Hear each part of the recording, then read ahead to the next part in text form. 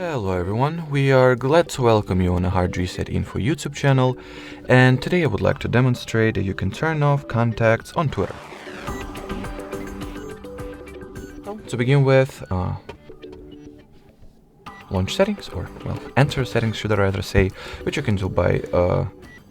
launching this sliding menu over here, then expanding the settings and support drop down option, then enter the settings and privacy, go for privacy and safety category, onwards, discoverability and contacts, and in here make sure that the sync address book contacts option is switched off, and you can also tap at the remove all contacts option as well in order to